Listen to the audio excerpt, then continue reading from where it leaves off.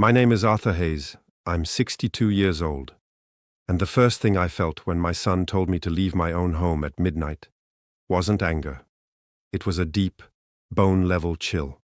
Not the kind from a drafty window or bare feet on cold tiles, but the kind that hits the moment you realize someone you raised no longer sees a father when they look at you. Just an obstacle. And before I tell you what happened next, I want to ask you something. If you've ever watched someone you love turn into a stranger right before your eyes, you already know how a single night can change everything.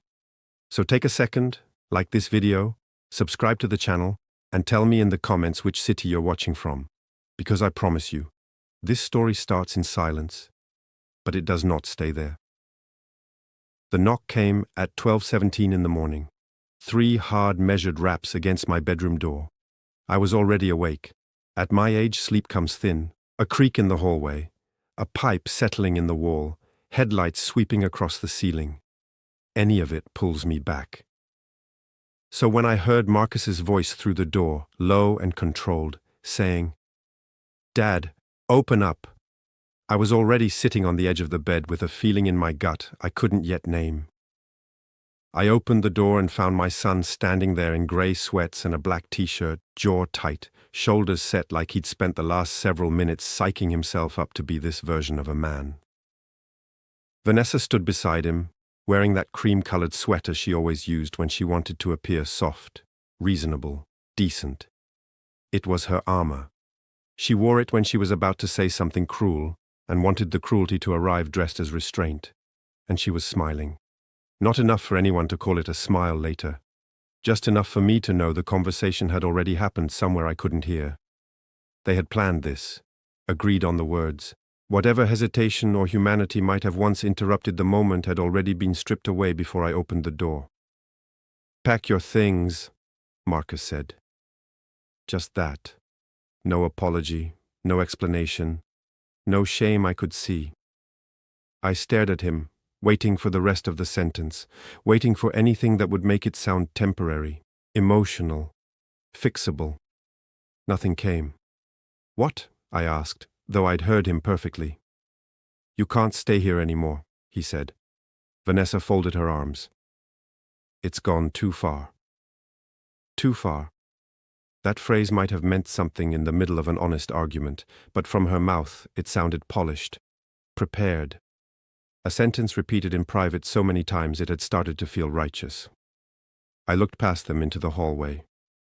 The nightlight near the stairs cast a weak amber glow across the carpet. And near the front door sat 2 cardboard boxes. My boxes, neatly placed, ready to be filled with whatever pieces of my life they had decided I was still allowed to take. That was the moment the truth landed. This wasn't a family argument. This wasn't frustration boiling over. This was an eviction staged by 2 people who had convinced themselves that calling it necessary made it moral. "Where am I supposed to go?" I asked. I wish I could say I asked with dignity. But the truth is, I asked because some part of me still hoped he would hear himself, still hoped the question would force him to face what he was doing. Marcus shrugged. Then he said, "Not my problem. There are sentences that hurt because they're harsh.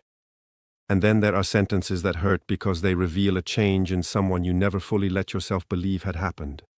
That one did both. For a second, I could only stare at him. My son, the same boy who used to run into my room during thunderstorms and wedge himself between me and his mother because he believed parents could keep lightning out. The same boy who once cried harder over disappointing me than over the baseball he threw through Mr. Henderson's front window. The same young man I carried through college after my wife, his mother Claire, passed away. After Claire's funeral, grief had hollowed him out.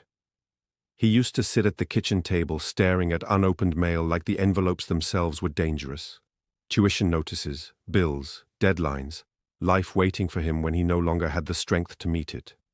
I paid what needed paying. I kept him moving. I told myself again and again that I would rather carry more than watch my son collapse under what he could not yet bear. And now here he was, standing in the hallway of the house I had opened to him, speaking to me like I was a nuisance, standing in the way of property he already considered his. That's what people misunderstand about betrayal. They imagine it arrives loudly, shouting, broken glass, a slammed door. But betrayal that cuts to the bone usually comes quietly. Controlled voices, tidy language, calm faces. It arrives wrapped in reason. Marcus's left hand flexed once at his side. He wasn't comfortable. That detail mattered to me. Vanessa, on the other hand, looked almost peaceful. She had never been reckless, never obviously vicious. That was what made her dangerous. She understood tone, timing, pressure. She knew how to press on the sore places in another person until their weakness started doing her work for her. She hadn't needed to force Marcus into this. She had only needed to keep feeding the parts of him that were already bruised. His pride, his frustration, the private shame of a grown man who had returned to live under his father's roof and never made peace with what that said about his life. They had moved in 10 months earlier after Marcus's restaurant partnership fell apart. Just for a little while, he had said. I told him to come home without hesitation. Bring Vanessa too. Stay until you're stable. And I meant it. I had the room. I had savings. More than that, after Claire died, I had a house full of silence that had slowly stopped feeling peaceful and started feeling predatory. At first, their presence helped. Voices in the kitchen, footsteps in the hallway, someone laughing in the den, the ordinary noise of shared life. For a while, it almost felt like healing. Then the language started to change. Vanessa began calling the den our office. Marcus started referring to my bedroom as the back room. Small things, easy to overlook if peace matters to you more than pride. Then came the next shift. Utility bills became shared investments. Groceries became contributions. My generosity became the arrangement. My patience became something they spoke about like it was expected rather than given. Twice I caught Vanessa in my study with her phone angled over property papers. She smiled both times and acted like curiosity was innocence. 3 weeks before that midnight, Marcus asked whether I had updated everything in case something happened to me. He said it casually, but too casually, the way a man speaks when repeating a line he has practiced until it sounds spontaneous. That question stayed with me. So did the look on Vanessa's face when he asked it. Not surprise, not concern. Alertness. Enough to make me call Harold Shaw, my attorney. Harold and I had known each other nearly 40 years. He had helped me with the paperwork for my first hardware business. He had stood beside Claire and me when we bought that house. He handled her estate after cancer took her, and he did it the way only truly reliable men do, with precision, steadiness, and no theatrical display of sympathy. I asked him to review everything tied to the house, the trust, and Claire's estate. I didn't do it because I enjoy suspicion. I did it because old age teaches you that denial is often just fear wearing manners. What Harold found turned my stomach. And standing there in that hallway at 12:17 a.m., with my son telling me to leave my own house, I understood something else. Marcus and Vanessa thought the outcome had already been secured. They thought the late hour would weaken me. They thought shock would make me clumsy. They thought age and decency would finish the job. So I nodded slowly, exactly the way they expected me to. Vanessa's smile widened just slightly. She thought I was folding.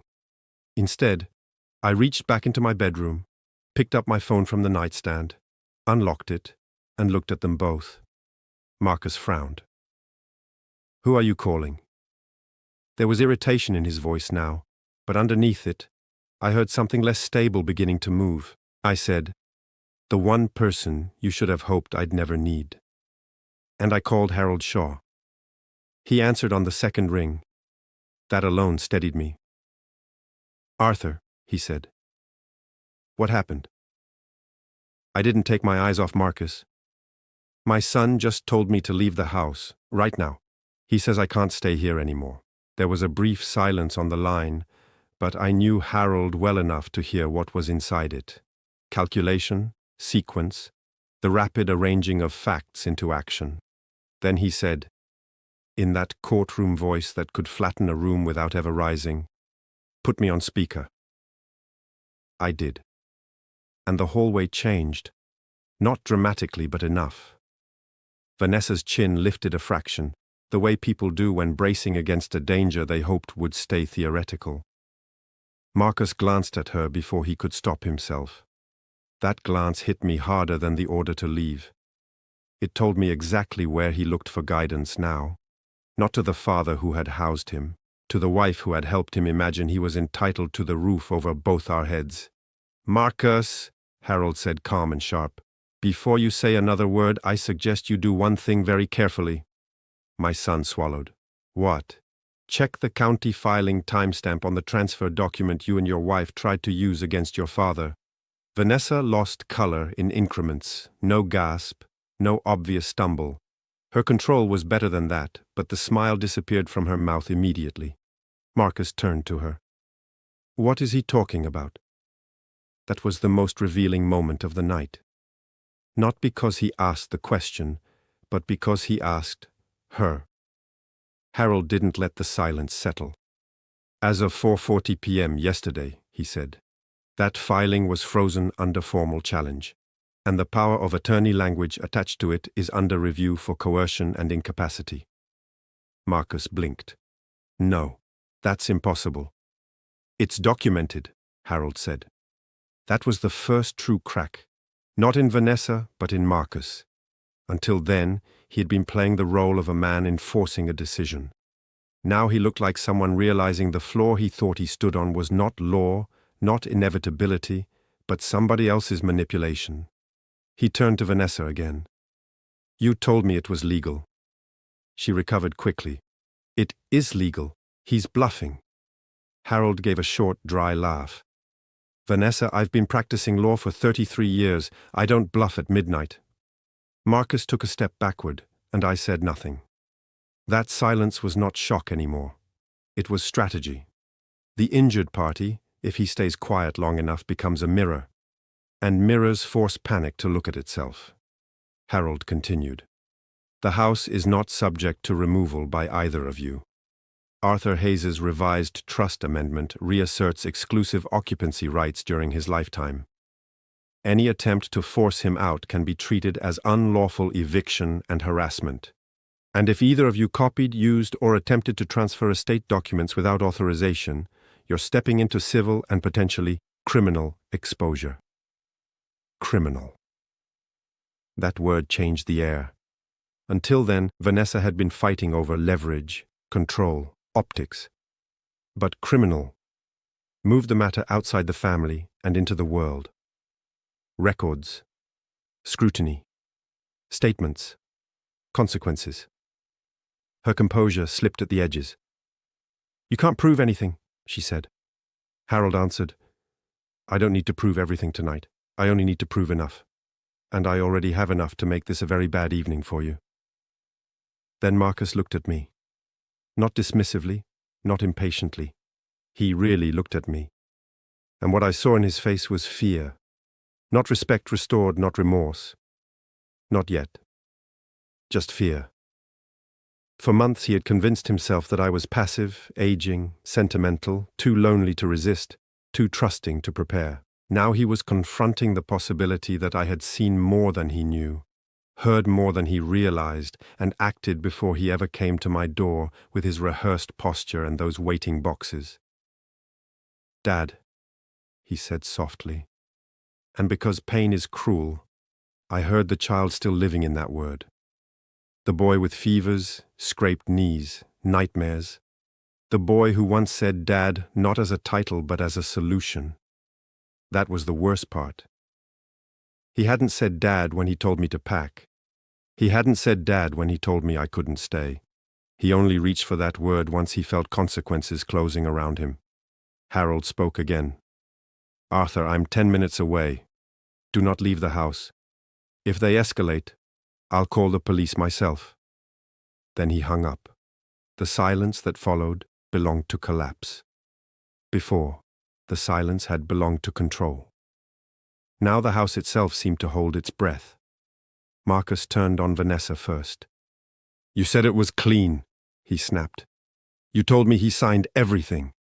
His voice cracked, not with sorrow, but with panic. Vanessa didn't flinch. I said he signed what mattered. That's not the same thing. The hallway seemed to shrink around them. Amber light, half-packed boxes, open bedroom behind me. My son, finding out too late that he had been bold with borrowed certainty. Vanessa turned to me, eyes sharp. You planned this. No, I said. I protected it. That difference mattered more than anything else said that night. Planned meant ambush, strategy for its own sake. Protected meant boundary, defense, refusal to surrender what was honestly built just because someone else had grown bold enough to reach for it. Vanessa couldn't understand the difference because life had probably trained it out of her. She grew up in instability. Her father left. Her mother moved from man to man, apartment to apartment. There was always rent due, always something borrowed, always a sense that safety was temporary. People raised that way often learn the same brutal lesson early. If something isn't locked down in your name, it's halfway gone already. I understood that about her. Understanding did not excuse her. Compassion is not blindness. She looked at my house and saw permanence. Paid-off walls, a stable address, freedom from asking, freedom from collapse. And once she saw it, she stopped seeing me as a father-in-law or even as a grieving man who had opened his home to her. She saw the final obstacle between herself and certainty. Marcus paced once, breathing harder. What did you do, Vanessa? She answered without hesitation. What I had to do. There it was, the honest sentence. Not what was right, not what was deserved. What I had to do. What does that mean? Marcus shouted. It means your father was never going to let go, she said. It means we were drowning while he sat on a paid-off house acting like letting us stay here was some act of generosity. It means you were too scared to build anything unless someone forced the future to happen. Marcus flinched like she had struck him, because she knew exactly where his shame lived. His failed business, his dependence, his humiliation about being back under my roof at 36. And rather than help him carry that honestly, she sharpened it until it could be pointed at me. Then he turned to me, eyes wet now, breathing rough. Dad, I didn't know all of that. I believed him. Not completely, but enough to make the moment sadder, not easier. Because real betrayal is rarely clean. If it were clean, it would almost be a relief. A son with nothing but greed. A villain with no tenderness left in him. Simple lines dividing innocence from guilt. Families rarely break that neatly.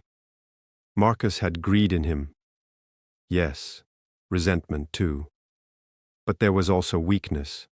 And weakness inside a family can do more damage than hatred, because it borrows the language of love while surrendering its duties. You knew enough, I said. He stopped moving and I kept going. You knew I was recovering from surgery when you brought papers to my bedside. You knew I was medicated. You knew I trusted you. You knew your mother and I built this house together. And you stood here tonight and asked me where I'd go like I was some man renting a room from you. Each sentence seemed to strip another layer off him. Vanessa cut in, sharp and desperate now. He's rewriting this to make you feel guilty. I looked straight at her. No, I said. You did that when you smiled.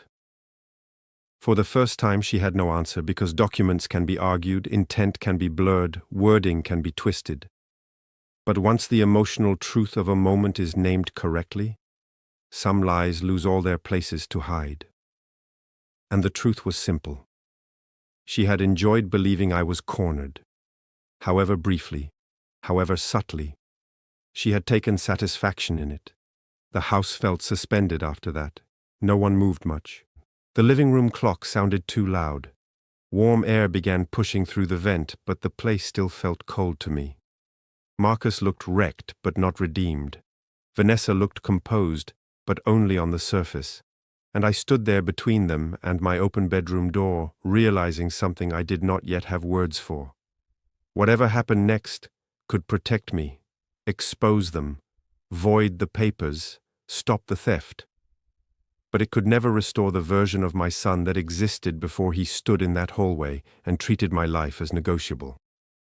3 months later, the legal challenge ended exactly the way Harold said it would. The transfer was voided completely. Vanessa's copied document trail, photos, scans, forwarded notes, became part of a civil claim with a neatness I might have admired under different circumstances. Then Harold uncovered something else. Vanessa's brother had quietly asked realtors about the resale value of my house before the situation had even settled. That did not shock me. By then, surprise had mostly burned out of me. It only confirmed the shape of the appetite behind everything. This had never been about panic, never about hurt feelings, never about two struggling adults making desperate mistakes under pressure. It had been hunger. Cold, organized hunger, the kind that starts by calling itself security, then learns to speak in the language of entitlement, and finally becomes bold enough to treat another person's life as a delay in its own plans. Marcus filed for separation 6 weeks later. I did not celebrate it. Broken marriages are not trophies, they are wreckage. Even when the collapse is deserved, even when the cracks were obvious from the beginning, the fall still tears through more than pride. Time goes, illusions go. The private version of the future someone once believed in goes with it. Justice may be necessary. That does not make it joyful.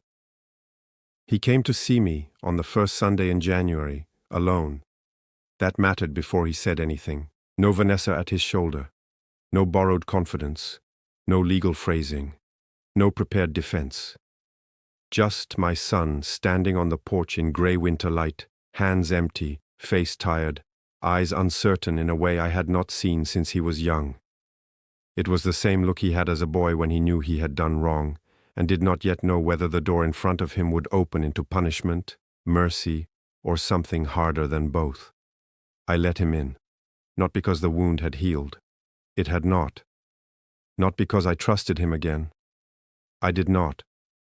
I let him in because there comes a point in a man's life when he understands that refusal is not always strength. Sometimes it is fear wearing dignity's clothes. We sat in the kitchen, and that room did half the speaking for us. Claire used to knead bread there on winter mornings, flour on her wrists, sunlight stretched across the counter in long gold stripes. Marcus had done homework there, sulked there, laughed there, eaten there, grieved there after his mother died. I had taught him how to hold a hammer straight in that kitchen by laying scrap wood across 2 chairs and telling him that carelessness is always louder than skill. I had taught him there years ago that an apology without accountability is just another form of self-protection. He cried before I did. That mattered too. Not because tears prove goodness, they do not. Some people cry because they've lost control of the story. Some cry because consequences finally reached them. Some cry from self-pity, but his tears did not feel like performance. They came awkwardly, quietly, against his own pride. Genuine grief has that quality. It does not manage the room. It does not pose. It simply breaks through. I became someone I don't respect, he said. There are sentences a father waits years to hear, and dreads hearing even longer. If they are honest, it means the damage was real enough to force recognition. If they are dishonest, it means the speaker is still trying to buy mercy with the right arrangement of words. I looked at him for a long moment. Then I said, yes. Nothing softer would have helped him. He nodded immediately. I know. Then, after a long silence, he said the one thing I had needed more than any legal ruling, more than any victory, more than any official acknowledgement. You weren't in the way. You were the reason I had anything to stand on at all. That was the wound, speaking back in plain language. Not the court's language, not the lawyers, not a rehearsed apology. The wound itself, named correctly at last. Because the ugliest lie beneath everything was not just that he tried to force me out. It was that, for a while, he had convinced himself I was the obstacle instead of the foundation, that my presence was what kept him from becoming a man, instead of the thing that had kept him from collapsing altogether. Hearing him reverse that did not heal me, but it reached me. I put my hand on the table between us. Not over his, not yet. distance still mattered. Your mother used to say that character is what a person reaches for when fear is louder than love. He lowered his head. I reached for fear, he said. Yes, I answered. You did. Then we sat there in silence. Not warm silence, not healed silence. Honest silence. There is a difference. Hostile silence is crowded. It bulges with accusation and pride. Honest silence has air in it. It is what remains when two people stop trying to win and begin finally to tell the truth. And truth is the only ground anything worth rebuilding can stand on. Everything else collapses when weight gets put on it. I never let him move back in. That was not cruelty. That was clarity. Forgiveness is not foolishness. Mercy without boundaries is often just surrender with a prettier name. But I did let him come by on Sundays. We started with coffee, because coffee gives men something to do with their hands while words are still expensive. Then came small repairs around the house. A loose hinge, a sticking gate, a cabinet drawer that leaned. Tasks are merciful that way. They let two damaged people stand beside each other and face something that can actually be fixed. Later came longer conversations. Harder ones. Better ones. Months after that, when he found steady work managing another restaurant, I helped him review the lease on his apartment. Not because he deserved rescue. Not because I intended to become the permanent net beneath every fall he might take. I did it because I wanted him to learn the right lesson from ruin. Not that his father would always catch him, but that trust, once broken, must be rebuilt with labor, with repetition, with humility, with enough time under honest behavior that words no longer have to carry the whole weight by themselves. As for me, the house did become quieter. Vanessa had been right about that much. But she had been wrong, profoundly wrong, about what quiet means. Quiet is not emptiness. Quiet is not failure. Quiet is not what is left behind when life abandons a man. Sometimes quiet is dignity returning to a room after manipulation has finally been driven out of it. Sometimes it is the sound of a home no longer bending around someone else's appetite. Sometimes it is the first full breath a person takes after realizing he is not erased, not finished, not disposable, not even to his own blood. That midnight when my son told me to leave and answered my question with, "Not my problem," I believed for one terrible second that I had encountered the worst pain a father could feel. I was wrong. The worst pain is not the sentence itself. The worst pain is realizing how long that sentence had been growing inside someone you loved before they ever spoke it. It is discovering that a person can keep calling you family while quietly rearranging your place in their heart from father to inconvenience.